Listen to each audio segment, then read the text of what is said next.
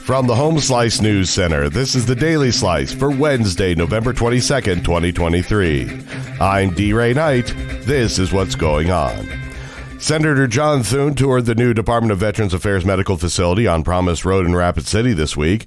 Senator Thune said he was impressed to see how many services were available to the veterans, including hearing tests and imaging services that were previously only available at Fort Meade or in Hot Springs. Thune says the clinic helps meet the level of care needed for the region's veterans, and he promised to continue working to keep VA services available throughout the state. Homelessness continues to be a major topic at Rapid City Council meetings. Amy Rose has more. The Rapid City Council this week discussed the resources available to the city's homeless community with the closure of the Hope Center drawing near. The resources talked about were the Cornerstone Rescue Mission, the Care Campus, and the Hope Center. The council wanted information about what the organizations can do to help people in the colder winter months. Mayor Jason Salomon says he wants to make sure the community knows there are places for the homeless to go this winter.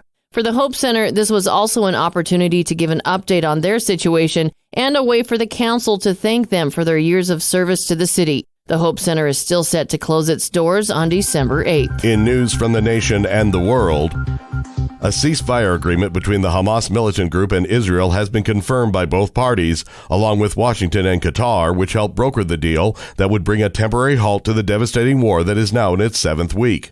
The Israeli government says that under an outline of the deal, Hamas is to free, over a 4-day period, at least 50 of the roughly 240 hostages taken in its October 7th attack on Israel, and Israel is to release some Palestinian prisoners in exchange. The truce will begin this morning and last for 4 days. The Biden administration wants to increase Head Start teacher pay, but it could have a cost. Amy Rose explains.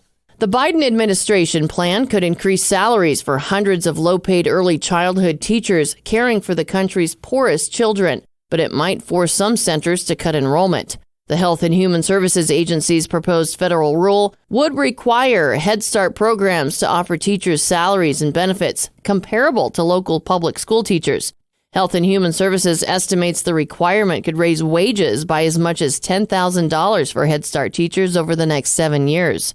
Head Start programs are struggling nationwide with staffing shortages. However, without any new federal money to support the pay increases, Head Start directors say they'll have to cut services to meet the new payroll. Close to half of the U.S. public thinks the country is spending too much on aid to Ukraine.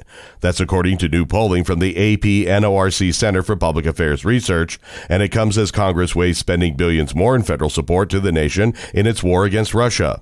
Yet opposition to aid is down slightly from where it was a month ago. Now 45% say the U.S. government is spending too much on aid to Ukraine, down slightly from 52% in October.